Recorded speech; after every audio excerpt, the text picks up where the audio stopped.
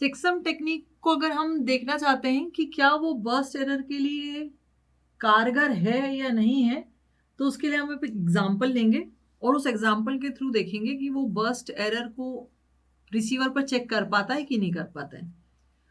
आसान है, बहुत ही आसान है। चेकसम टेक्निक में करना वही है, एक बड़ा डेटा है, छोटे छोटे टुकड़ों में बांटना है, उनको जोड़ना है यूजिंग वंस कॉम्प्लीमेंट। जोड़ने के बाद उसका चेकसम जनरेट करने के लिए वंस कॉम्प्लीमेंट लेना है सम का और उसको सेंड कर देना है रिसीवर पर।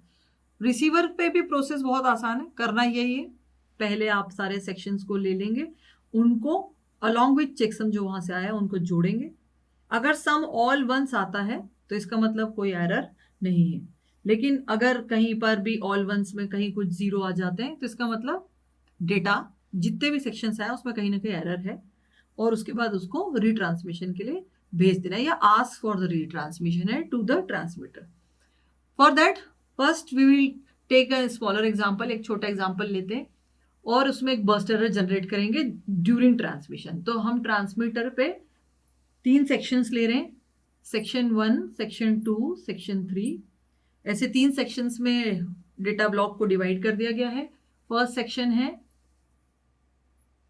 ये, दूसरा सेक्शन है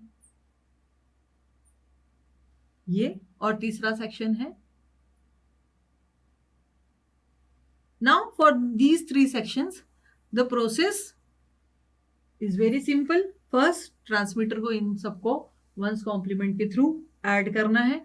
ऐड करने के लिए प्रोसेस बहुत आसान है, जोड़ते जाइए और बाइनरी एडिशन यूज करते जाइए। जब 2 वंस जुड़ेंगे तो 0 यहाँ आएगा, कैरी 1 हो जाएगा।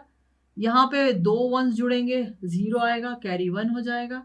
यहाँ पे डबल 1, एक कैरी वाला 1 और एक 1 मिला के 1 0 रिजल्ट होगा, कैरी 1 हो जाएगा।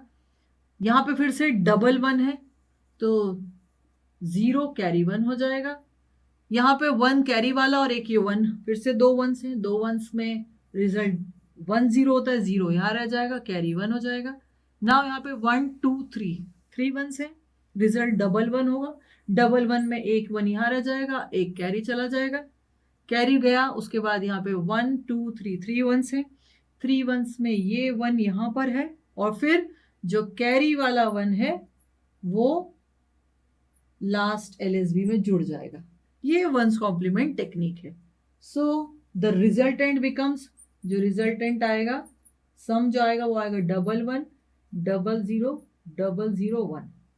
This is how you can do the summation using ones complement.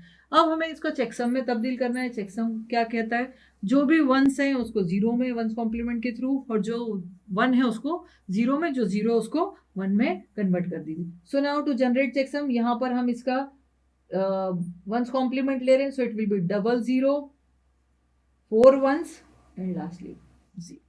ये इसका चेकसम आ गया, बहुत ही आसान है। अब हमें करना क्या है, करना यह है कि रिसीवर पर चेक करना है, and before that we need to add the burst error. Single bit error और बर्स्ट एरर में डिफरेंस है। सिंगल बिट मतलब डेटा की कोई भी एक बिट चेंज हो जाती है, चाहे वो डेटा की बिट हो या वो चेकसम की कोई बिट हो। एरर सिंगल बिट एरर है and that can be checked using checksum method. हम यहाँ पे बर्स्ट एरर इंट्रोड्यूस करेंगे। बर्स्ट एरर का ये कतई मतलब नहीं है कि 2 कॉन्जिक्यूटिव या मल्टीपल बिट्स जो है साथ में वो चेंज हो रही है। बर्स्ट एरर क्या है, पहली ये 2 बिट आखिरी ये 2 बिट अगर चेंज हो गई तो भी पूरा डेटा ब्लॉक बर्स्ट एरर में कहलाता है। यहाँ की पहली ये बिट और यहाँ की 2 बिट बीच की चेंज हो गई तो भी वो बर्स्ट एरर कहलाता है। There is no definition like कि सब कॉन्जिक्यूटिव, कॉन्जिक्यूटिव मतलब एक के बाद एक के बाद एक जो बिट्स आ रही है अगर वो चेंज होगी तभी बर्स्ट एरर कहलाएगी। आप रैंडमली यहाँ से लेके यहाँ तक में कोई भी डेटा बिट चेंज हो गई है तो वो आपकी बर्स्ट एरर कहलाएगी। अब ये जो ट्रांसमीटर से रिसीवर पर डेटा गया तो मान लेते हैं इसमें बर्स्ट एरर आ रही है। अब बर्स्ट एरर आ रही है, हम मान लेते हैं सेक्शन 3 में बर्स्ट एरर आई है, तो ये पहले की 2 बिट और ये आखिरी की 2 बिट मान लेते हैं, इसका ये मतलब होगा कि ये पूरी की पूरी बर्स्ट एरर कहलाएगी यहां से लेके यहां तक। लेकिन हम मान रहे हैं कि पहली 2 बिट और ये आखिरी की 2 बिट जो है वो चेंज हो गई। अगर ये 2 बिट पहले की और आखिरी की चेंज हो गई है, सो रिसीवर को जो डेटा मिलेगा वो क्या मिलेगा, रिसीवर पे मिलेगा सेक्शन 1, सेक्शन 2, सेक्शन 3, सेक्शन 1 तो एज इट इज है जो था उसमें, क्योंकि हम ही एरर जनरेट करें, यहाँ पे कोई और अभी एरर जनरेट नहीं कर रहा है। This is simply an example, उससे हम आइडेंटिफाई कर पाए। S2 जो कि सेक्शन 2 है 0010011।